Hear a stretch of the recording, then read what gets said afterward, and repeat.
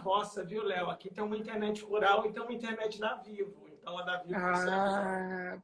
Ah, mas ó, eu confesso para ti que quando eu vou realizar live, eu já uso a minha internet móvel, porque eu não confio no Wi-Fi, não. A minha internet Pois é. móvel, ela teoricamente é melhorzinha. Tá? É isso Mas aí. Leozão, você tá tudo bem, cara? agora tá, tudo sob controle. E contigo, tudo bem? Graças a... Eu tô ótimo, cara. Melhor agora que você tá aqui comigo. Ô, Leozão, a gente tem que focar em fazer tudo em uma hora, porque tem umas 3 semanas que o Instagram tá mandando cortar em uma hora. E Tá aí a bom? gente vai bater um papo bem legal, bem rico com todo mundo, para a galera te conhecer, aprender com você. Eu estou fazendo uma sequência de live toda terça-feira, já tem um tempão.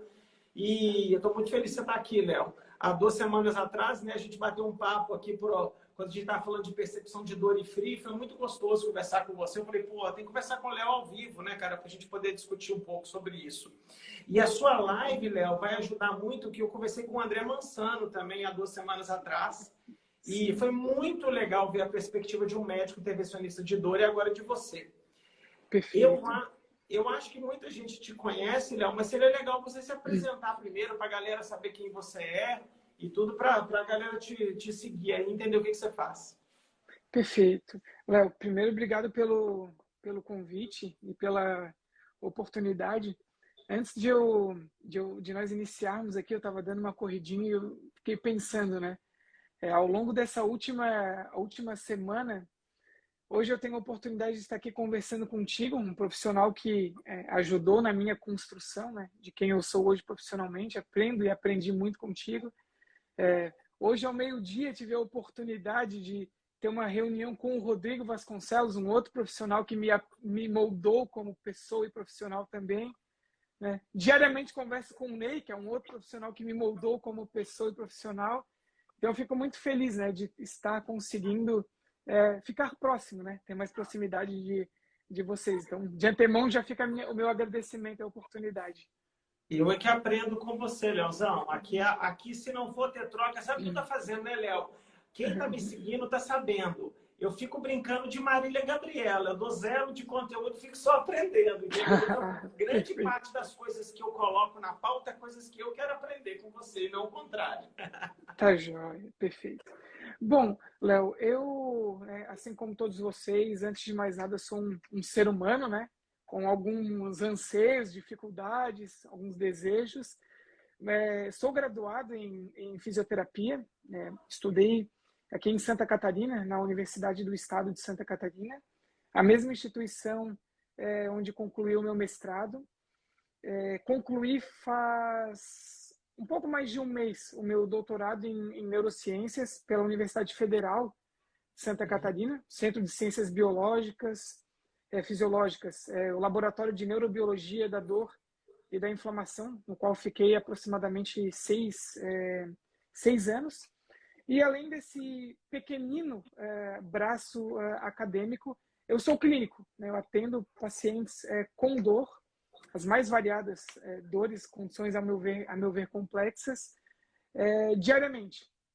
De todos os cantos do Brasil, principalmente por conta desse momento que nós estamos passando, o online me permitiu isso. Então, basicamente, esse é um resumo do Leonardo. Ô, Léo, conta pra galera, eu tô curioso para Uhum. saber também sobre o seu estudo Tá, central do seu doutorado. Você conduziu um ensaio controlado e autorizado. Eu isso. lembro que algumas vezes nós conversamos sobre esse estudo.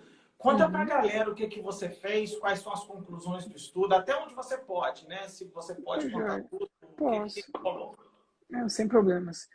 Pessoal, nós conduzimos aqui em Florianópolis um ensaio clínico que objetivou investigar a efetividade de eu tenho bastante receios em chamar de método, né? De um aglomerado de evidências contemporâneas sobre dor que deram um nome, que chamaram de uma coisa, chamaram de CFT, né? Então a gente estudou a efetividade do CFT comparado a uma outra abordagem que já apresenta, né, uma certa evidência de efetividade, por exemplo, para a intensidade da dor e incapacidade, que eram exercícios de core, né, mais terapia manual de forma pragmática. Então, os nossos pacientes, eles eram randomizados nesses dois grupos, Léo, um grupo CFT e um grupo exercício de core. E os pacientes randomizados em cada grupo podiam receber um número mínimo e um número máximo de atendimentos. Ou seja, um número mínimo, 4 consultas com um fisioterapeuta. Número máximo, 12 consultas com um fisioterapeuta. E por que essa flexibilidade? Nós tentamos deixar o mais próximo à vida real, à clínica, ou seja, deixar bem pragmático. O fisioterapeuta julgava um momento mais oportuno de dar alta para o seu paciente. A média, ela foi muito homogênea entre os grupos, né? Os pacientes receberam alta com 9,8 atendimentos. Então, uma média de 10 atendimentos. Basicamente, o mesmo número para ambos os grupos. A abordagem, Léo, do grupo CFT, eu acredito que serão tópicos que a gente vai, inclusive, discutir aqui hoje. Ela é fundamentada, ou ela foi fundamentada, em conhecimentos contemporâneos sobre dor, de forma bastante simplificada, né? Os pacientes passavam por uma anamnese minuciosa quando já randomizados, e aí, no caso, eu era o clínico, e mediante essa anamnese minuciosa, eu tinha 2 objetivos iniciais. Ó, Felipão. Obrigado, Felipe. Nós tínhamos 2 objetivos iniciais. Detectar entendimentos disfuncionais sobre dor, que a literatura chama também de crenças, e também identificar padrões comportamentais mal adaptativos no sistema de movimento. Tendo em vista que esses pacientes com dor comumente se movem diferente, e essas alterações elas estão associadas à manutenção da dor, a escapes de dor. Então, nós éramos treinados a identificar. E, mediante essa detecção, efetuávamos uma abordagem pautada nesses entendimentos disfuncionais, pautadas nessas alterações no sistema de movimento, contudo, com um diferencial, a meu ver. Pensando em função, não nem em capacidade, a gente utilizou o que vocês, junto com o Felipe Fagundes, né, fizeram a validação para a língua portuguesa, salvo engano lá, escala funcional específica do paciente. Uhum. Esse foi o nosso desfecho primário junto com a intensidade da dor. Então, a gente focava a tarefa voltada nos valores do paciente, né? E o grupo core, Léo, é o grupo basicamente que no que diz respeito a exercícios, eram exercícios de estabilização, e no tocante à informação, era informação pautada na escola de coluna, né? Uma orientação bastante patoanatômica, cinesiopatológica. E aí, o que nós encontramos? Ô, Léo, só um detalhe que eu não sei se está vontade. claro. Quem que é a população de pacientes? Era de pacientes... Perfeito. Não é? Porque o senhor não era fail back surgery, não era? Exato. Então conta para a galera o que é fail back surgery, para quem não sabe. Exato. A nossa amostra, né, ela contempla parte dos pacientes que apresentam síndrome da falha cirúrgica. Ou seja, no nosso caso, em especial, eram pacientes que apresentavam previamente à cirurgia um histórico de dor crônica de coluna lombar, e que mesmo com a dor crônica foram submetidos a uma intervenção cirúrgica de coluna lombar, e que mesmo após a intervenção cirúrgica de coluna, permaneceram com dor. E qual é a definição de síndrome da falha cirúrgica?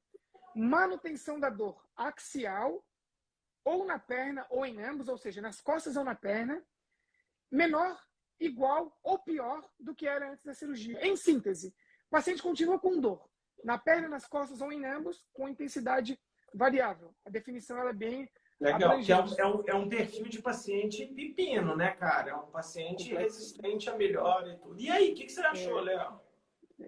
Léo, no que diz respeito à intensidade da dor, tá? Tamanho de efeito grande pós a intervenção, avaliação imediato, né?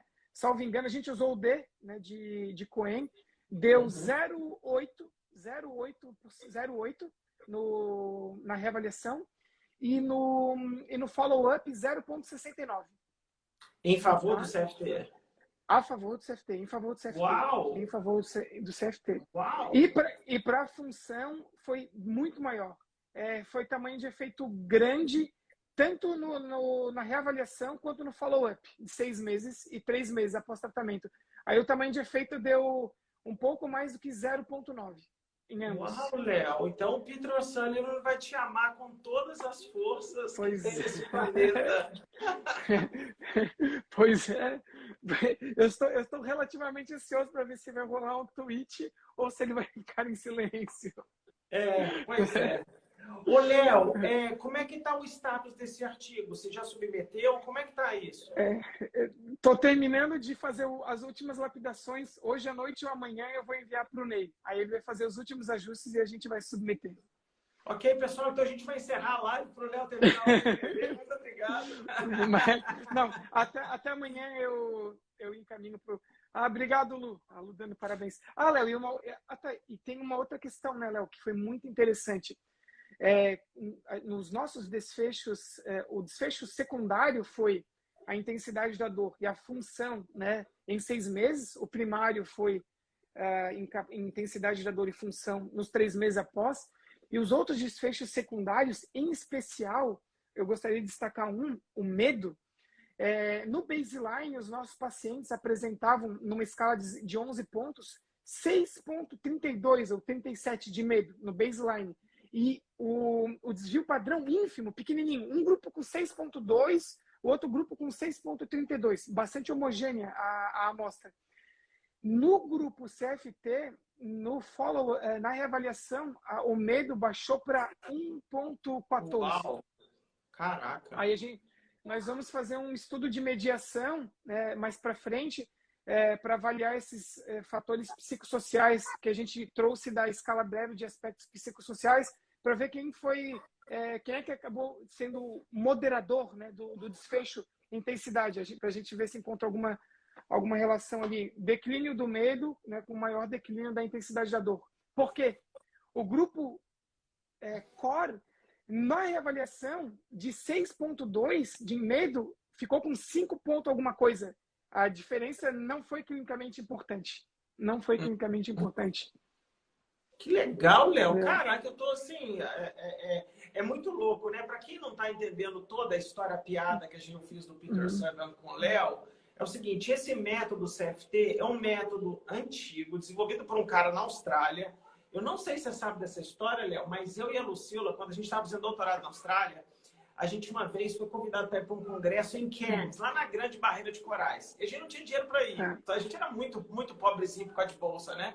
E o Chris Mark falou assim, cara, eu vou te colocar como convenor. E eu falei, eu não sei o que é convenor. Ele falou, não, convenor é aquele cara que vai ajudar os cursos.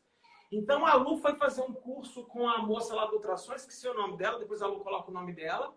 E eu fui do Peter O'Sullivan. Então eu era um cara que distribuía apostila pra galera. Eu falava, o banheiro é ali, o coffee break tá servido. E ao mesmo tempo, o Peter me deixou assistir o curso dele. Cara, isso deve ter sido 2007, 2008. Eu acho que aqui no Brasil nem se falava, não tinha esse nome CFT. Mas era uma adaptação do que ia se tornar o CFT, que é Cognitive Function Therapy, que eu concordo, é uma abordagem bem pragmática, que envolve várias coisas ao mesmo tempo. E ali estava nascendo um método de pesquisa. O que aconteceu com o Peter O'Sullivan, que foi um problema, é que os estudos dele também mostravam bons efeitos, mas os estudos eram muito ruins. Né? E eu fui um dos caras super críticos do coisa. Eu falei assim, cara, a ideia é muito boa desse método, mas ele é muito mal investigado. E o Peter meio que ficou puto com todo mundo aqui no Brasil, quando a galera estava criticando os estudos dele. Logo em seguida, veio a ideia do Nemesia e você para conduzir estudos, né? E o Peter é meio bravo com a galera aqui do Brasil e tudo, mas veja que maluquice. Os estudos do Brasil vão confirmar os estudos do Peter com efeitos maiores, só que agora com estudos muito bem desenhados, muito bem... de fato. Sim. Concorda? Léo. Sim, sim. Uma questão que a gente foi bem minuciosos, né? Bem meticulosos, foi no desenvolvimento e no cuidado com a metodologia, né, do estudo. Nós tivemos, Léo, dos 100%, tá, dos pacientes, a gente teve uma perda amostral de apenas 7,5% no follow-up. no follow-up, tá? No Excelente. follow-up. Por exemplo, nesse nosso ensaio clínico, no meu em especial, nós conseguimos há uns 2 anos e meio, 3 atrás, submeter e foi aceito o nosso protocolo. Então, basicamente, não houve nenhuma violação, assim, substancial. Ínfimas alterações, ínfimas alterações. Né? Ô, Léo, isso é muito legal, cara. Eu acho que aí, de novo, né? Os brasileiros que, né? A turma do Ney, eu dei muita ajuda do Ney no bastidor ali, tirei dúvida, ajudei um monte de coisa. Quanto o paper dele agora voltou de revisão e ele me pediu uma força e tal. Eu falei, porra, Ney, você tem que publicar esse negócio na PEN, cara. Era importante pro Ney Mesiar e pro grupo dele. Você é autor daquele paper, Léo? Não sou. Não, né? Sou, não. O O meu vai Felipe ser o Reis primeiro. o Luiz Cláudio Correia é uma galera muito do bem, que tá ali, todos os nossos amigos, né? E eu falei, putz, né, tinha que carimbar fora de uma revista de vídeo, e foi o que aconteceu. Eu espero que seja a mesma coisa. E espero que toda essa bobagem do Peter aí, cara, esses mal entendimentos entre pesquisadores, o ego é muito ruim, que isso se resolva. Porque o seu estudo em especial pegou uma população muito difícil, cara. É uma população que, de antemão, você fala, esses caras não vão mudar, não. Eles não vão melhorar. Então, assim, o CFT passa a ter uma aplicabilidade em se confirmando tudo publicado, tudo bonitinho. Isso passa a ser uma opção terapêutica para pacientes de dor crônica muito foda, entendeu? Tô até querendo assim, mexer no controle da live para a gente conversar mais a fundo sobre isso. Sim, claro. Tá? Léo, eu vou inclusive te enviar para você ler depois. Eu te envio para tu dar até o feedback. Eu estou fazendo algumas correções. Se quiser fazer alguma consideração, sinta-se à vontade. Léo, sabe uma coisa que tu comentou que eu achei muito curiosa, inclusive um dos tópicos que eu levanto na discussão, é o fato de, além de ser uma amostra muito homogênea, tá? Os desvios padrões são tudo pequenininhos para tudo ali, lá no baseline. São pacientes que largam do baseline com scores de intensidade da dor e de perda de função e de incapacidade muito altos. Tudo assim, ó, no limbo da transição do moderado para o literalmente alto ou intenso. Né? E um outro detalhe muito importante, né? São pacientes que apresentam uma subcategoria de temporal muito atípica, que é dor contínua mais flare-up, ou seja, o paciente sente dor todo o santo dia e apenas tem escapes de dor ao longo do tempo. O que isso me fez refletir? Que a gente, sem querer, até me corrija se você achar que eu estou errado, a gente tenta ou minimiza dois confundidores, que seria a própria história natural da doença e a regressão à média, porque às vezes um paciente com dor de coluna inespecífica que ingressa num ensaio clínico, ele pode ter procurado a pesquisa no escape de dor, mas ele tem dor recorrente, não contínua. Esses caras que a gente pegou, eles eram muito estáveis, dor todo santo dia, dor todo santo dia. E aí a gente, né, isso foi um tópico que eu levantei na discussão, né? Não sei se tu vê sentido nisso, mas eu e o Ney, a gente viu o sentido e a gente trouxe à tona, né? Eu acho que faz total sentido. Ô, Leozão, vamos falar da parte clínica desse estudo, porque eu acho que vai envolver um pouco. Para quem não sabe, eu sempre escrevo pauta, eu sempre mando com antecipação para conversar com a galera, ver se tem alguma coisa que não quer que fala. Então, só para a gente entender que está tudo bem aqui. O que você chama para a galera entender? Porque eu acho que isso é muito importante. Quando eu abro caixinha todo dia, eu fico vendo que muitos terapeutas não entendem bem esses conceitos que você está falando. Comportamentos mal adaptativos, crenças, porque fica muito assim, aquele fisioterapeuta da minha geração, sabe? Parece que todo mundo formou lá em 98 comigo, em que a gente foi entendido que você tinha que fazer um monte de aparelhinho, um monte de alongamento aleatório e estava tudo bem. Mas essa abordagem, ela envolve muito mais do que isso. O que você chama de... O que você faz para ajudar o paciente a tirar essas crenças, esses pensamentos que podem atrapalhar a vida desses caras? Esse braço do CFT. Tá joia. Esse primeiro braço do CFT, pessoal, se seguir na íntegra, o que o método chama, do inglês vem o Make Sense of Pain, ou seja, a dor fazer sentido ao paciente. Então, para que o clínico, independentemente da sua formação, tá? Isso transcende a fisioterapia, isso é para profissionais que lidam com dor, né? O requisito mínimo é deixar o paciente falar, de forma bastante simples, porque mediante a fala do paciente e uma escutativa por parte do profissional da saúde, você consegue entender esses entendimentos disfuncionais. O que seria um entendimento disfuncional numa condição de dor crônica? Por exemplo, o paciente inferir causalidade o tempo inteiro na dor dele. Dói porque tem lesão, dói porque tem lesão, dói porque é aquilo que consta no meu exame de imagem.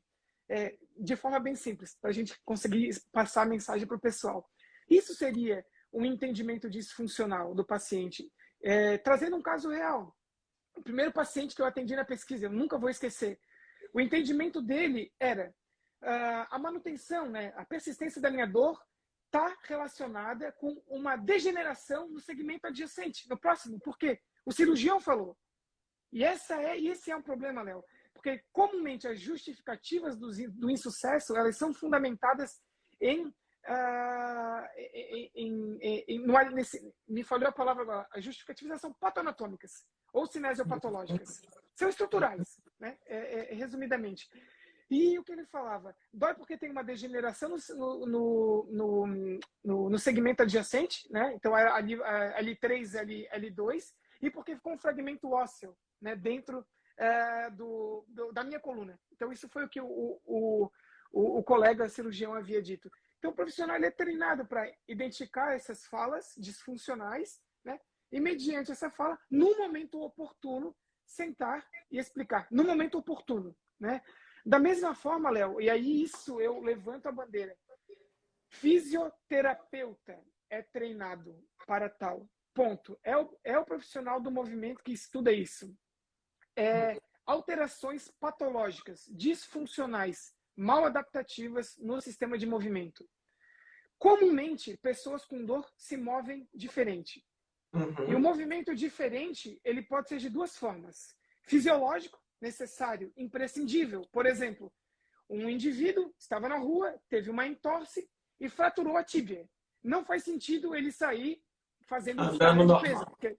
Exato, porque pode aumentar o dano tissular e progredir a lesão e realmente decorrer em prejuízos significantes, né, para essa pessoa. Porém, esse mesmo indivíduo, 1 ano e meio depois, se você o encontra caminhando na rua e foi uma fratura simples, de rápida consolidação e reabilitação, e você o encontra claudicando, ou se você o encontra em pé, e quando em pé, por exemplo, se a fratura foi no lado direito, utilizando apenas o lado esquerdo do corpo, ou seja, com uma disfunção de carga, isso a gente pode hipotetizar. Existe um padrão comportamental mal adaptativo no sistema de movimento. E isso provavelmente, ou melhor, possivelmente, pode estar auxiliando na manutenção da dor, nos escapes de dor, na redução da função, no aumento da incapacidade ou no espalhamento da dor. Né? Isso tem um estudo, Léo, de 2019, muito legal, é muito pautado em mecanismos, tá? Esse. Da Sluka, do Paul Rhodes e de demais autores que mostram as 3 hipóteses mais comuns, né? No que diz respeito a mecanismos, quando a gente fala de alterações no sistema de movimento. E o mais curioso, Léo, não causa dor, mas não deixa ela ir embora. As hipóteses mais digamos assim, mais plausíveis, né? Biologicamente, neurofisiologicamente falando, decorrem no final em dor nociceptiva. Dor nociceptiva química não inflamatória, indetectável em qualquer exame. Indetectável em qualquer exame, né? Aí vem aquela história, né, de aumento da atividade basal, isso a gente pode falar mais para frente. Mas essas são as formas da gente detectá-lo. Tá? Existe um passo a passo para detectar essas alterações no sistema de movimento na clínica, que envolve detectar se existe medo e evitação, que é uma via de aprendizagem. Né? Essa via de aprendizagem, comumente, ela é associativa. Por isso que o paciente ele associa o medo a uma tarefa, por exemplo, e precede a execução. Presta atenção, antecipa a lesão, executa e ou protege.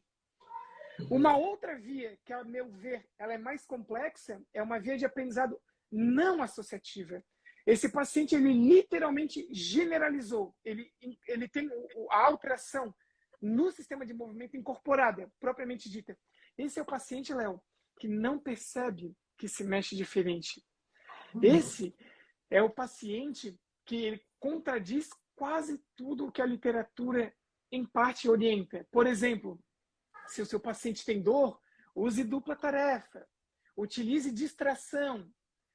Nesse paciente que não sabe que se mexe errado, ele tem que ser convidado a pensar naquilo para tentar mudar o comportamento no dia a dia. Era um padrão muito comum desses pacientes com síndrome da falha cirúrgica. E não associavam cintura nenhuma. Eram durangos, literalmente. Ô, Leozão, deixa eu te fazer uma pergunta aqui. Quando eu fui, de novo, vou contar uma historinha lá de trás também. Há bons anos atrás, eu e a Lucila de novo, a gente passou alguns dias em Queensland com o Paul Hodges. Ele era meu orientador e a gente foi visitar. E aí, quando você chegava lá, a primeira coisa que você ganhava era uma injeção salina nas costas, que era uma dor lombar induzida. Tá? Então, ele fazia vários experimentos, falava, bom, já que você chegou aqui para visitar, senta ali e tal. Então, ele injetava a solução salina. E eu lembro que, nessa época, ele estava falando muito sobre padrão de movimento. E o Paul mostrou para a gente uma coisa muito legal, que vai um pouco de encontro com o que você falou da fratura. Ele fala assim, ó, toda articulação exposta à dor, a primeira proteção que o seu corpo vai dar é aumento de rigidez. E ele falou, olha, isso faz total sentido. É o que você falou, seu padrão de movimento vai tentar vir para que esse padrão de rigidez tente ajudar ali a imobilizar a articulação, a pessoa conseguir andar mal, a se movimentar apesar da lesão. E ele fala uma outra coisa muito mais legal, que na época estava vindo os estudos. Quando a dor desse cara desaparece, o padrão de movimento não vai embora junto. Entendeu? Então, ele se estabelece um padrão de rigidez. E isso ficou muito confuso no passado, porque antes de eu ir para o doutorado, foi a época que começou as teorias de estabilização da coluna vertebral, em que fisioterapeutas eram educados a falar para o paciente contrair o abdômen, contrair, né, assoalho pélvico, diafragma. E até hoje, a gente vê muito professor de educação física falando isso, e pacientes adotam posturas de muita hipervigilância, né, Léo? Eles não se movimentam mais porque eles são treinados a manter barriga contraída, a manter assoalho pélvico contraído.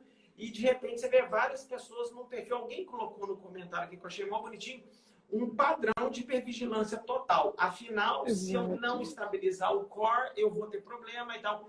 E isso vai gerando um ciclo vicioso maluco, né, Léo? E até onde eu me lembre, o CFT, ele tem um pouco de você também se movimentar livremente, sem Exato. Né? Eu gosto, até uma coisa que eu gosto do Pilates é que uma das componentes do Pilates é se mover livremente, dos bons pilateiros. Deixa de passagem aqui para todo mundo.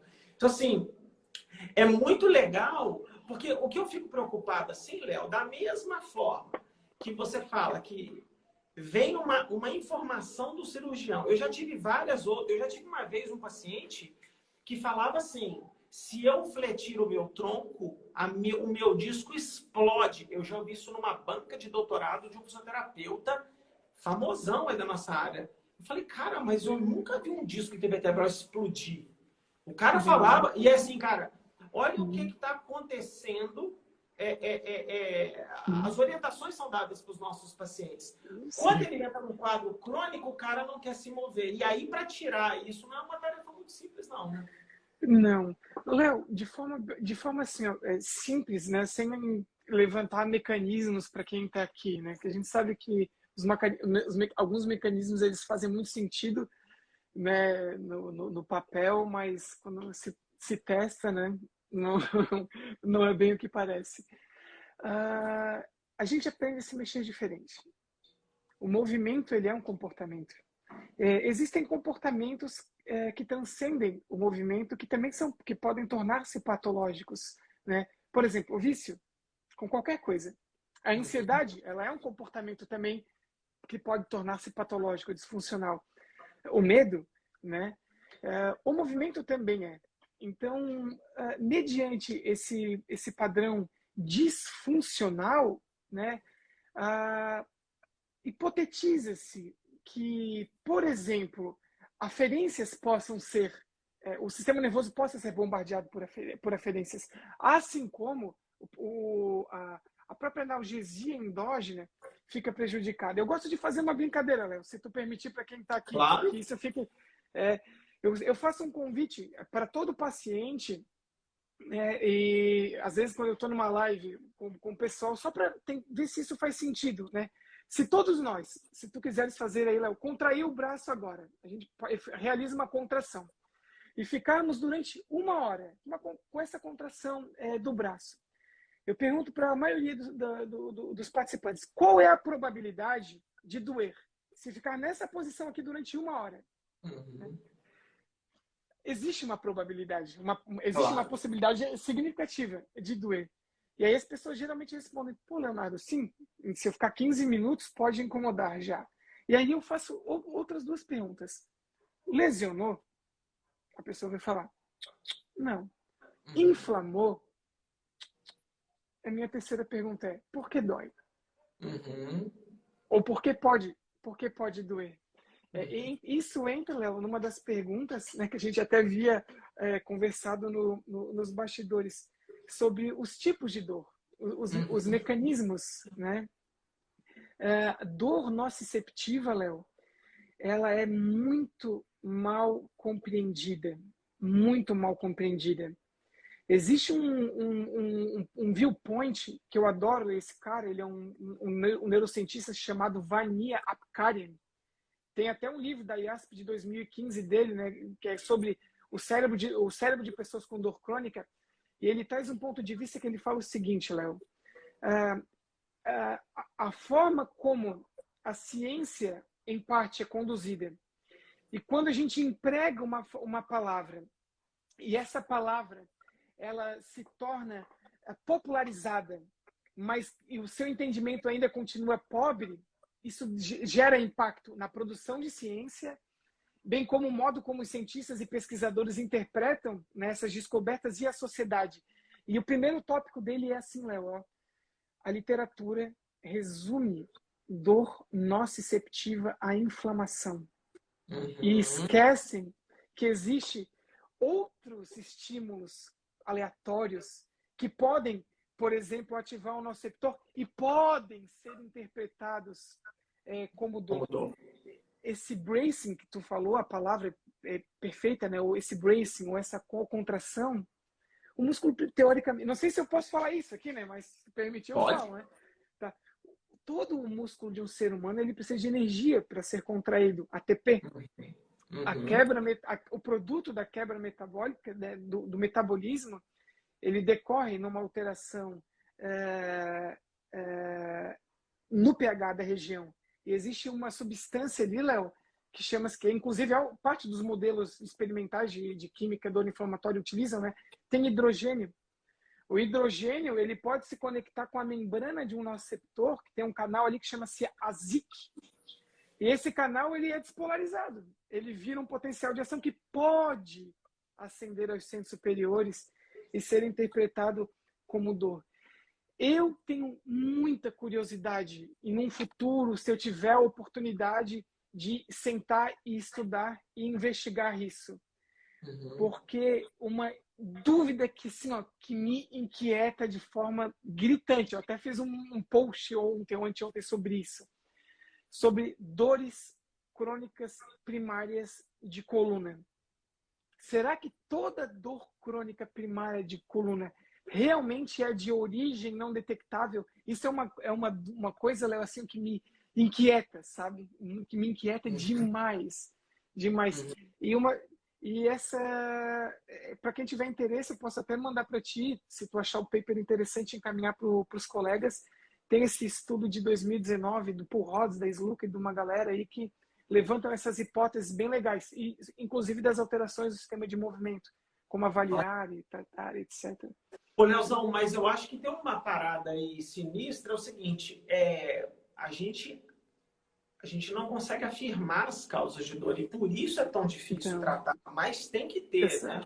Então, assim, o meu orientador, Chris Mark, talvez é um dos maiores advogados do termo não específico, ele fala, não me leve a mal, não acha que eu gosto desse termo, não, é o que tem para hoje. Então, eu lembro, outra historinha boa do meu doutorado, quando a gente estava fora, foi quando saiu aquele primeiro ensaio clínico de antibiótico para dor lombar. Que uma menina, cara, olha, essa história é sinistra, né? Léo, a moça estava apresentando o estudo que ela fez a biópsia. E ela falou, gente, eu achei bactéria aqui. E eu vou fazer um ensaio clínico disso. A galera ria da cara dela. E o Chris Maia falou, cara, eu acho que tem que fazer mesmo. Porque vai que um percentual de pacientes, na verdade, tem uma infecção. E ele até brincou assim, olha, vai que a gente descobre que 10% dos pacientes com dor lombar crônica, o problema é infeccioso. Você resolveria 10% de 1 bilhão de pessoas no planeta Terra. Infelizmente, o estudo não se provou como... o estudo achou alguma coisa, mas o estudo tinha limitações e quando tentaram replicar, nunca conseguiram replicar o estudo dela. Mas é uma história fantástica de ciência que o Cruz falava assim, a gente vai poder falar, talvez, que não é 90% dos pacientes com dor lombar específica. Nós vamos poder falar que é 70%. Perfeito, e é do caralho, né? Perfeito. A ressonância magnética vai servir para alguma coisa. Você vai falar assim, olha, de fato, né? Olha aqui, eu tenho imagem que eu vou prescrever e já era. E uma parte quem vai tratar é infectologista, é um ortopedista. Ok, não se provou verdadeiro. Mas vai ser muito legal, a gente não pode aceitar o rótulo de não específico ad eternum. Eu concordo com você que a gente precisa. Eu acho que é necessário a gente continuar tentando tratar esse negócio, apesar de não saber a causa, mas quando a gente explica para vários médicos, por exemplo, você pega o próprio ortopedista, né? Tem uma fratura, eu vou lá, coloco coloco as bordas da fratura juntos, imobilizo e tal. Eu sei a causa, o seu tratamento, é fácil fazer. Tratar dor crônica de coluna, não só de coluna, mas como qualquer outra, é foda porque você não entende bem as causas. Perfeito. Mas eu acho que o barato do CFT é que você consegue ir para uma parte comportamental também. E essa eu acho que é a grande pegada. É o diferencial. De fato. O comportamento, Léo, o comportamento ele transcende, né, o sistema de movimento, transcende a fisioterapia, né? Pacientes com, por exemplo, um perfil catastrófico, a literatura já aponta. Esses pacientes eles apresentam uma analgesia endógena pobre. E isso prediz até um insucesso, prediz um resultado não tão favorável, né, ao longo do tratamento. Assim, caso você detecte que o paciente rumina, magnifica e tem percepção de desamparo, você pode encaminhar para um profissional de saúde mental. Por exemplo, o psicólogo da dor. E aí esse profissional concomitante a isso já modifica um comportamento cognitivo, que já é sabido, né, que, por exemplo, né, prediz um insucesso no tratamento. Perfeito. É o diferencial. Me fala a sua percepção, que você foi o terapeuta do seu estudo. Pode ser da percepção da sua clínica também. Isso é uma curiosidade que eu tenho, porque eu sempre tive essa dúvida assim. De onde é que os pacientes tiram essas crenças? A informação vem primariamente do médico, do cirurgião, é da internet, é dessa doideira que a gente vê todo dia aqui. De onde vem isso? Você tem algum chute empírico? Eu tenho 2 chutes empíricos. E, por favor, não é nada pessoal, mas é do profissional médico, e é também das mídias sociais. As mídias sociais abraçam outros profissionais da saúde, não apenas médicos. Com uma ressalva.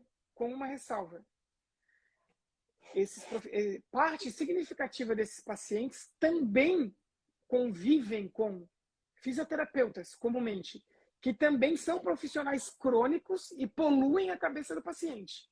Perfeito, Léo. Mas a palavra do médico, ela tem uma... força, ela né? é o santo graal, pensando em aglomeração de sílabas, mesmo que sejam bobas, assim, inadequadas, ela é o santo graal da palavra final, ou da palavra inicial. Ela vem e fica. Um minuto de fala dele ou dela leva talvez 4 ou 6 horas minha, que só consigo reverter, porque aquela sombra sempre vai estar ali. Foi tão forte que aquele neurônio levou aquilo para a vida. É complicado, é difícil. Ô, Léo, do ponto de vista educacional, conta para a galera qual que é a vantagem e desvantagem de pedir um exame radiológico em pacientes que estão começando a ter dor de coluna e o impacto disso, para o bem ou para o mal, porque claramente tem indicação algumas vezes, mas eu queria que você explicasse isso para a galera um pouco e da sua percepção do próprio estudo. Exato. Pessoal, na atenção primária, por exemplo, né, a gente pode voltar. Vou me limitar a uma condição. Né? Pensando em dor de coluna, por exemplo. O próprio estudo do Léo e da Lucila sinalizam isso. Eu amo aqueles gráficos. 70% dos pacientes eles vão se recuperar totalmente ou vão quase ficar completamente recuperados. Desses 30%, que vão se tornar aqueles pacientes com dores recorrentes, né, intervalares, ou alguns realmente terão dores contínuas. Então, realmente, a história natural da condição ela é muito favorável. Na atenção primária, o percentual de pacientes que poderão apresentar algum tipo de condição que sinalize a necessidade de um exame é menos de 6%. E olha que eu estou abrindo bastante o leque aqui, né? Fratura, câncer, condições autoimunes, demais malignidades, síndrome da caldequina. Então, o percentual ele é muito pequeno. E essas condições, né, Léo, elas, não, obviamente, não é tão fácil detectar, mas elas apresentam sinais e qualidades e características presentes e ausentes muito específicas. Por exemplo, a síndrome da caldequina, né? Então, o exame de imagem, né, num momento inicial, para a maioria das condições, não é necessário. Por quê? Porque um exame de imagem ele está associado à dor crônica. Né? Ele apresenta essa associação. Né? E uma série de estudos sinalizam outras condições relacionadas. Iatrogenia, excesso de diagnóstico, por consequência, excesso de tratamento. E aí, infelizmente, os excessos de tratamento, eles transitam entre fármacos, bloqueios e procedimentos cirúrgicos, em busca da causa incessante da dor, que muitas vezes é de origem não detectável. Leozão, para incluir uma palavra em tudo que você fez, há muito tempo eu não ouvi uma explicação tão boa, tão completa assim. Mas eu acho que eu e a Lu, nós temos uma psicose com essa palavra. E hoje, cara, eu estou assustado com a caixinha que, por algum motivo, alguém falou de hérnia discal e eu achei que, talvez por sua influência, eu fui falar disso. Rotular o paciente, o labeling. Né? O paciente, hoje eu recebi pelo menos uns 30 relatos, inclusive de fisioterapeutas, falando assim, eu não posso fazer atividade física porque eu tenho uma produção discal. O cara não é mais de dor de coluna. Aí eu falo, cara, você sabia que, sei lá, 70% dos pacientes têm produção discal, tem mais de 35 anos? Sim. Tá lá, tá lá. Atenção, gente, se você nunca fez uma ressonância magnética na sua vida, se você fizer agora, a probabilidade de ter uma hernia discal lá é imensa. Imensa. Igual tem cabelo branco, alguns cobrem, outros não. Igual alguns têm rugas, uns usam botox, outros não. Só que não tem nem botox, nem tinta de cabelo para pintar disco. O disco vai herniar. E isso muitas vezes não tem nenhuma correlação clínica, né, Léo? E o que me deixa maluco, eu vi isso no ambulatório da Unicid, cara, Zona Leste, o povo tem uma dificuldade na vida lá. Os caras falando assim, eu não carrego meu filho no colo mais, porque eu tenho medo do meu disco estourar. Eu não faço relação sexual mais do jeito que eu fazia por causa disso, disso e disso.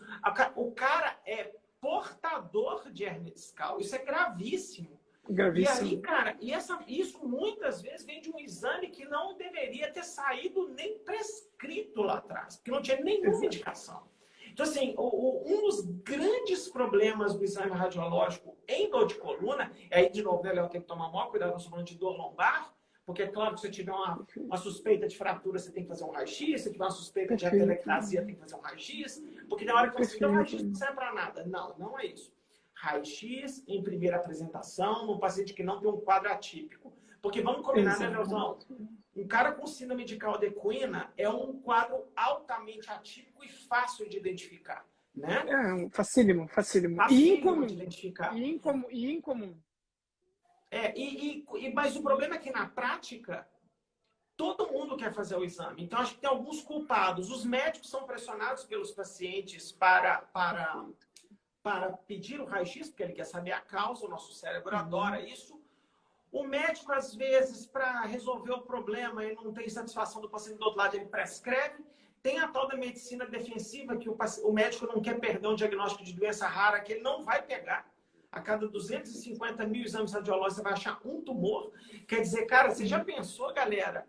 Se você for ministro da Saúde do Brasil, você vai pagar 250 mil exames para pegar um? Né? Porque eu gosto sempre de falar assim, né, Léo? Não, mas eu quero. Falar, cara, mas quem está pagando essa conta, né? Então, assim, eu vejo o que a gente mais vê na clínica é paciente chegando com toneladas de exame radiológico. Eu tenho que repetir meu exame para ver como é que tá. Círculos ao redor de coisas que são normais, né? E osteófitos, que a galera chama de bico de papagaio, pequenas herniações discais, e raramente a gente vê algum problema que justifica. Então, assim, eu acho que no que a gente falou na primeira parte, além da informação vir errada do primeiro contato e dos próprios profissionais de saúde, e o fisioterapeuta sim tem parte de culpa nisso, o exame por si só causa muita iatrogenia. É o que mais causa, ao meu ver. Exato, exato. Léo, caso esses colegas que tenham lhe perguntado na caixinha de perguntas, né, tem o estudo, eu até abri aqui na minha frente, ó, aquele estudo eu não sei pronunciar o nome dele, né? Bringic, né? Foi publicado em 2015 na Spine. Tá ali, ó, pacientes com 20 anos de idade, a probabilidade, né, de aparecer uma degeneração discal assintomática é 40%. 40 anos de idade, 70%. 60 anos de idade, 85%. E 80 anos de idade, aproximadamente 99%. Né? Como uma das respostas que você colocou ali na caixa. É como ruga, é como cabelo branco. É uma possível anormalidade normal, que às vezes pode ter alguma associação com sintomas, né? Mas na maioria dos casos, não. E um outro detalhe, Léo, que eu também eu sempre gosto de ser muito parcimônico nas análises, né? Para não parecer que eu estou apontando o dedo para uma profissão ou profissional.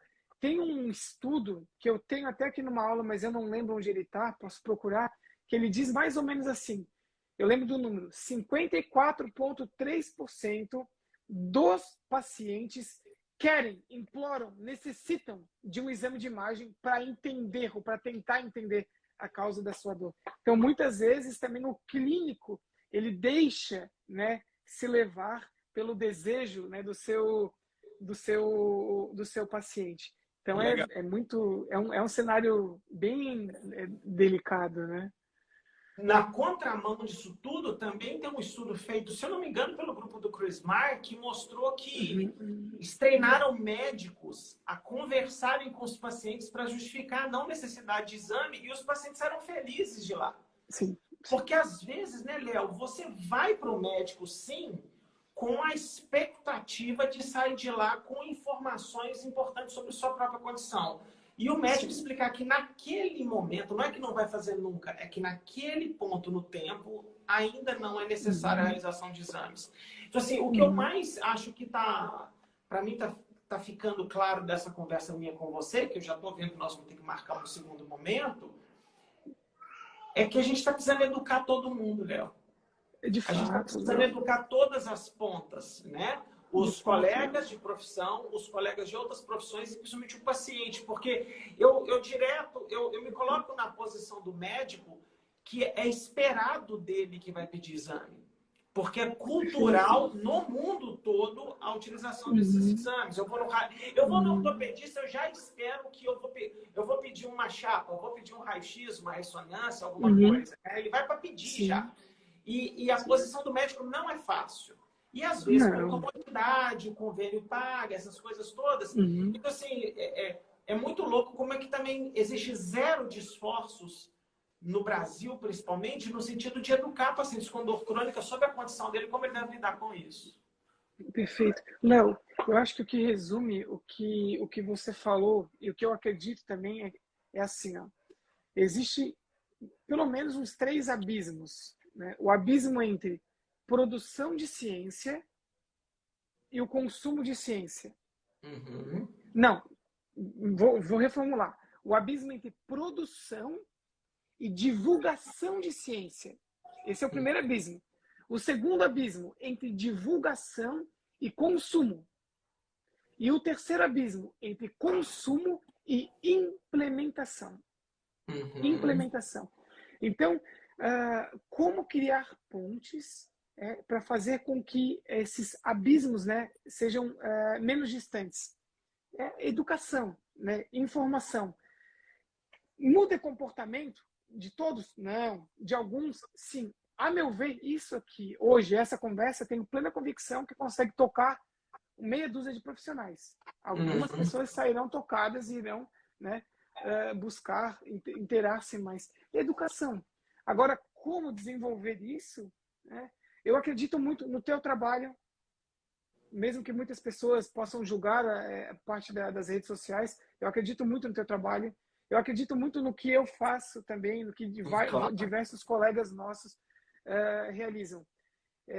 Estreitar, né? Tentar simplificar o que realmente não é tão simples. É um pouco Não, não é complexo. não. Não, não. Então, tentar de alguma forma simplificar. E Informação adequada e de qualidade. de novo, né, Léo? Evidência é só informação, né? Então, assim, esses dias eu tive uma conversa, cara, com a musa da comunicação e ciência, a Natália Uhum, Pasternak. Foi uma uhum, honra falar com a mulher. Eu achei que ela não queria uhum, falar com a gente, mas falar foi uhum, muito legal com a gente.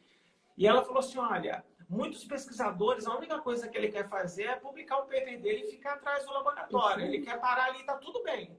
Tá tudo bem ele ficar por ali. uhum, Essa ponte entre a ciência e a modificação da vida das pessoas é um gap fudido que a gente tem que muito começar a grande. pensar em auxiliar os profissionais a entender melhor e os profissionais implementar na vida dos pacientes, né, cara? Porque eu acho que essas três pontes que você falou que não estão bem construídas ainda, não conversa Uhum, bem ou demora demais, né, Léo?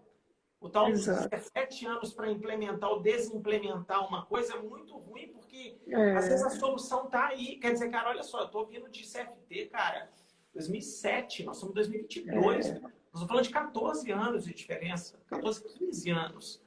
E talvez com é, a publicação dos seus papers e do Ney, por aí vai, ainda vai demorar bastante tempo. Porque a galera uhum, podia, como diz o outro, você podia trocar a sua ventosa por um CFT, né, coleguinha? Sabe? Essa perfeito. história. Então, assim, fazer com que a evidência que funcione entre mais rápido na vida das pessoas e a evidência que não funciona, que ela saia da sua vida mais rápido. Exato, Então, assim, exato. talvez a primeira deveria ser mais fácil que a segunda. Parar de fazer. Vamos parar de pedir exame de qualquer jeito? Vamos parar de fazer esse monte de coisa passiva? Vamos parar de falar com o Uhum, cara, parar de apertar músculo, falar de mecânica, falar do movimento e não falar de cada osso? Né? Sei lá, a sim, gente precisa construir essa ponte melhor, viu, Léo? Talvez a gente precisa, na verdade, fazer mais momentos como esse para conversar aí sobre as pessoas. perfeito. Léo, com base nessa tua última fala, e com que até algo que eu lembrei que a gente ia conversar, mas a conversa é infinita, né? Mas tinha uma pergunta, eu comumente penso nela também. Diante de todo esse apanágio informativo, tecnológico, recursos, evidências que mostram até certa efetividade, né, para diversas condições de dor, não apenas dor de coluna, a incógnita.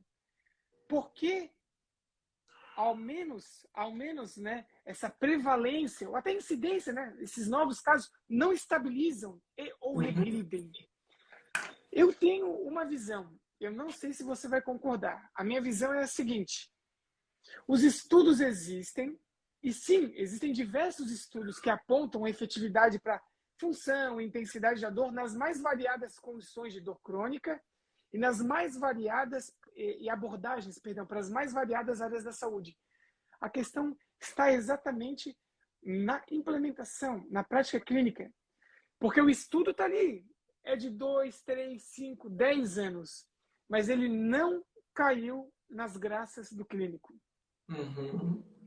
Eu nem vou citar o nome das abordagens que estão na moda, né, que não sustenta 2 minutos, né, do crivo do método científico, não sustentam, mas elas estão na hype. E o que tem evidência de efetividade não está na hype. Eu chamo isso, sabe do que, Léo? Viés de convívio. Você convive com quem estuda e fala isso. Eu convivo com quem estuda e fala isso. Então, a meus olhos, eu tenho a crença de que não, isso está isso tá se disseminando. Cara, não tá.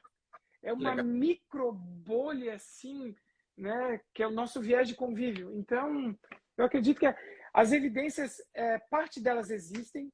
Se a prática clínica ela fosse 100% amparada pelo que é de mais atual e de mais efetivo, de fato, parte desses números eles modificariam. Legal. É mais um abismo, né? É a minha visão.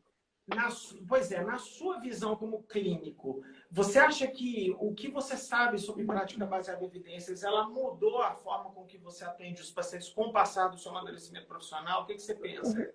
Quando você aprendeu a consumir ciência? Sim, Léo, eu não vou falar isso porque eu estou aqui contigo.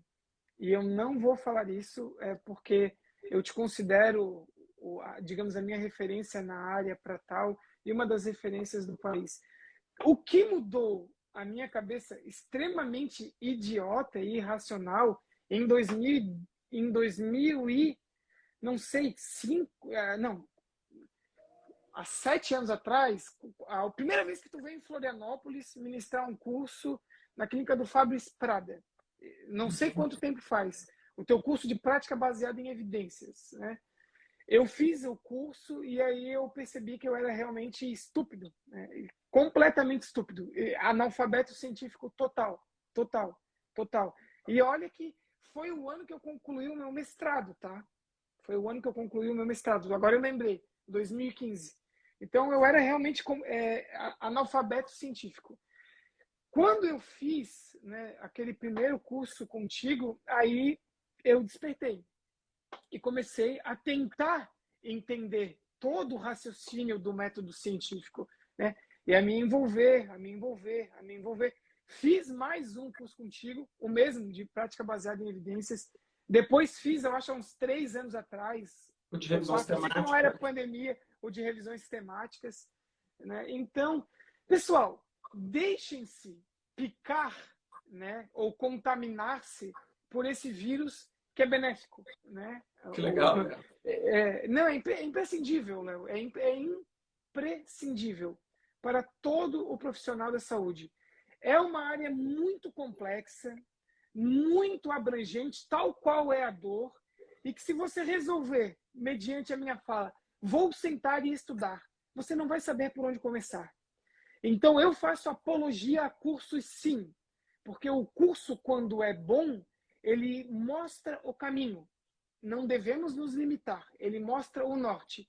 E aí vai da sua intenção se aprofundar naquilo, né? Então, todo dia eu aprendo um pouco, Léo.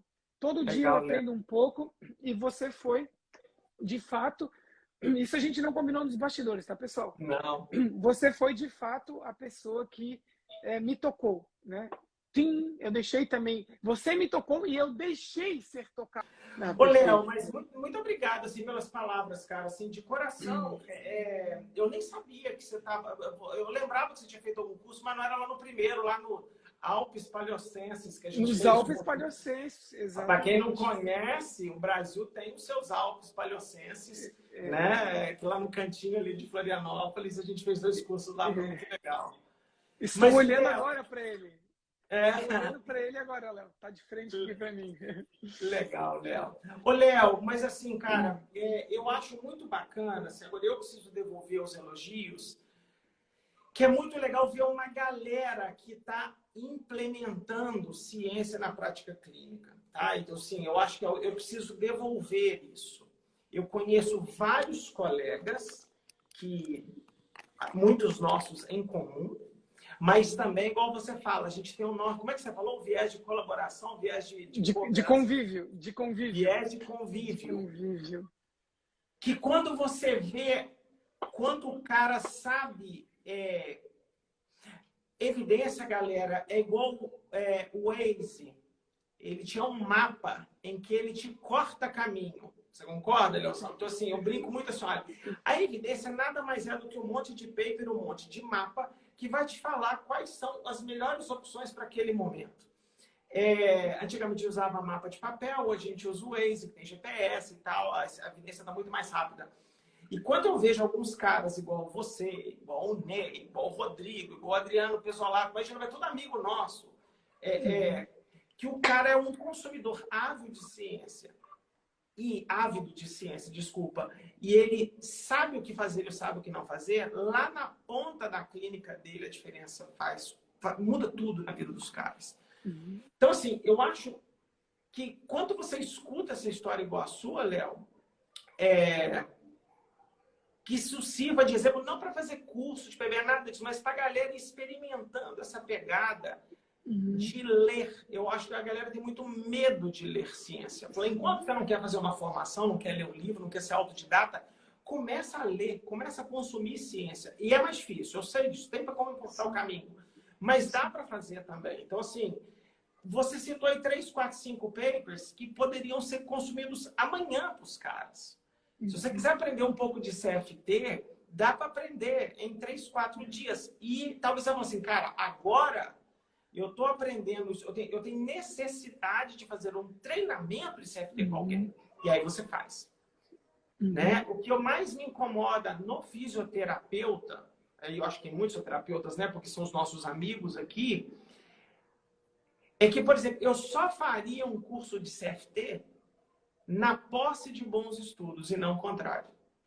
Exato. E você concorda que só nessa live aqui a gente citou 3 estudos feitos no Brasil muito bons. Eu estou surpreso com o resultado do seu estudo, que é de uma população que na teoria você vai falar, esses caras não tem cura, o cara já caiu em cirurgia, não melhorou, esse cara não vai melhorar. E você tem um excelente resultado para aprender. Aí não importa quanto que o cara do curso de CFT vai te cobrar. Ele pode cobrar 30 mil reais, mas ele vai ajudar a resolver o problema do seu paciente na semana seguinte. Fazer o treinamento e fazer. O que eu acho que a gente tem que mudar no país é o contrário. Geralmente a pessoa vai lá, faz as suas formações e depois ela começa a tomar paper atrás de paper na cara com resultado negativo e a pessoa fica frustrada. Né? Então ela precisa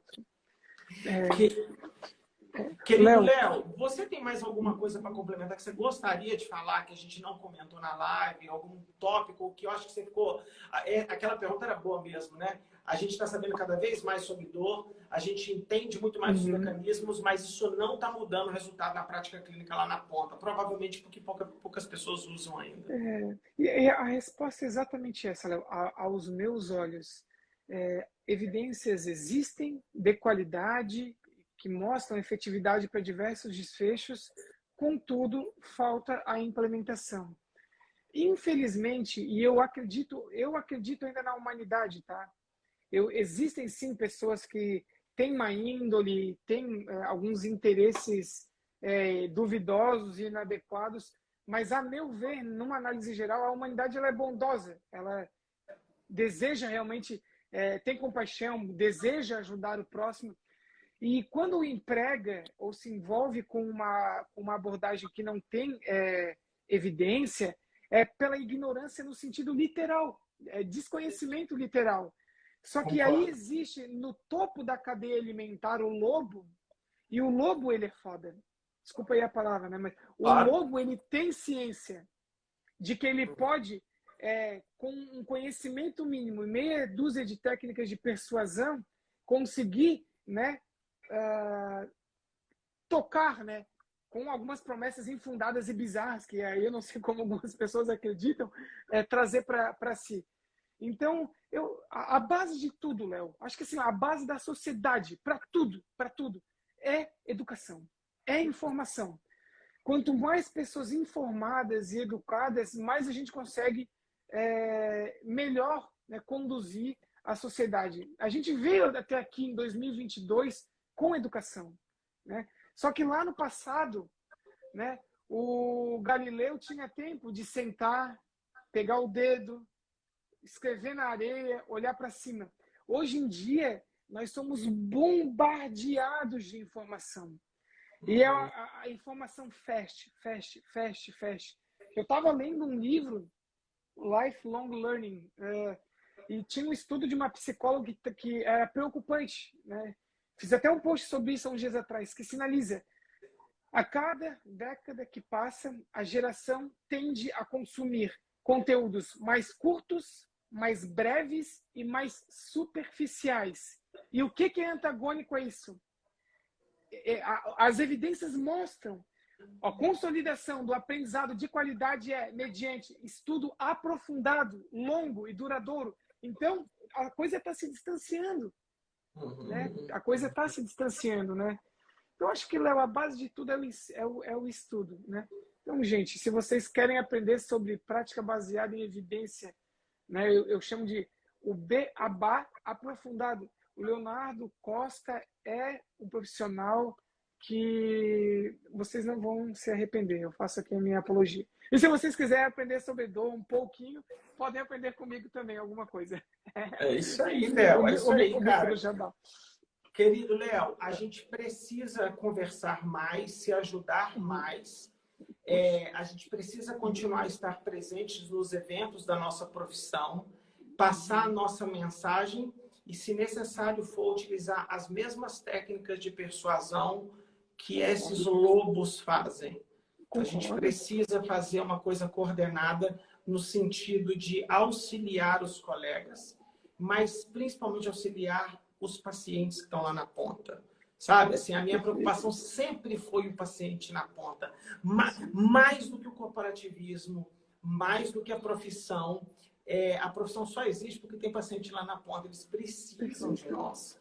Então, assim, me dói o coração eu ver pacientes de dor de coluna sendo atendidos da forma que eu fui treinado em 1996, 1997, de forma piorada, preguiçosa, etc. Entendeu? Então, assim, eu acho que caras como você têm muito a acrescentar dentro da profissão. Espero que as pessoas continuem. Nós vamos estar juntos em Campinas agora, né? Dia 23, não vamos? Vamos estar, vamos. Então, mas de novo, é um evento, né, Léo, de amigo, né? Você concorda?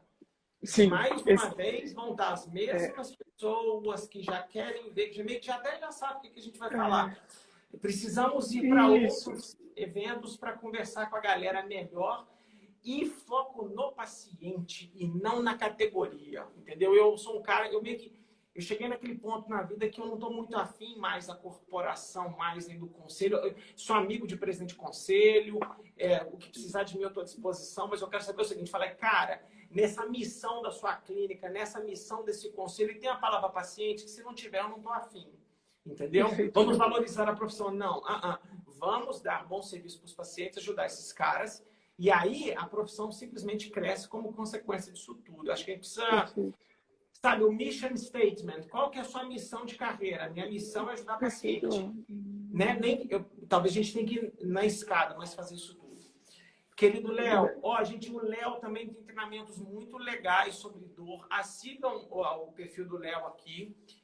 Nós vamos fazer vários cortes disso aqui, tá, Léo? Então, durante a semana, a gente vai colocando um corte, eu vou te marcando, se você achar interessante, você posta pro lado aí, pra galera aprender mais com você. Já que a galera gosta de coisa curta, a gente vai dividir essa live em vários cortes curtos também, que é a forma de fazer com que as coisas cheguem.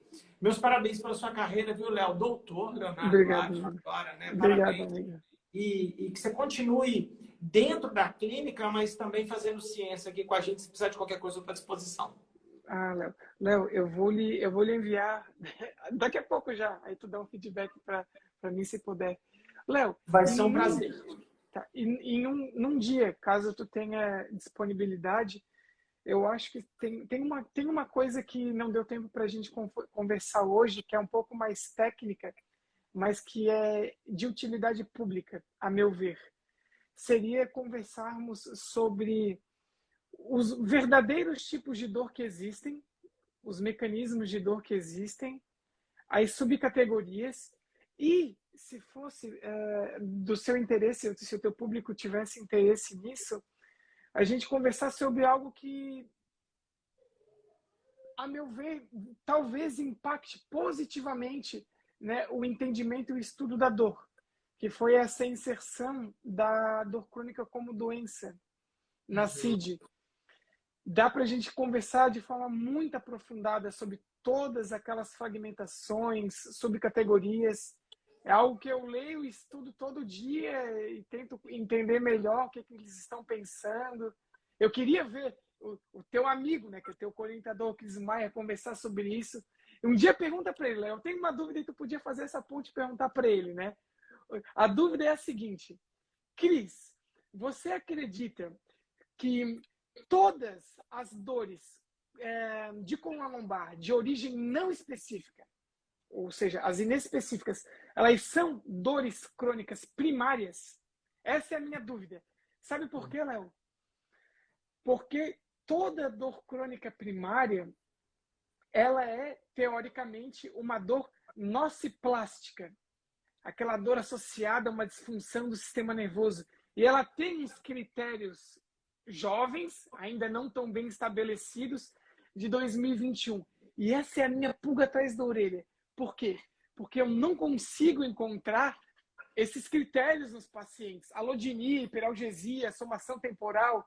Poxa, não é todo paciente com dor crônica primária que tem isso. Se um dia tu puder perguntar isso para ele, eu agradeço. Vamos perguntar. Ó, o senhor acabou de ser convidado para o nosso podcast. De lá a gente pode falar por mais tempo, gravar. Vamos combinar um horário, tá bom? Pegar uma tarde aí, você alivia a sua agenda aí, deixa de ganhar dinheiro um pouquinho. A gente vai gravar um podcast para a galera poder ouvir na academia, poder ouvir no trânsito, né? Indo para a universidade, indo para as clínicas, para ir deglutindo isso de forma melhor. Eu vou adorar se você topar. E a gente conversar, talvez colocar uma outra pessoa junto para a gente bater um papo sem restrições de tempo, sem câmeras, essas coisas todas, que a gente possa conversar sobre isso, ter uma pauta estruturada sobre o entendimento melhor da dor. Eu acho que o convite já está feito. Quem já aceitei. A Lu, ela já escreveu, então está convidada.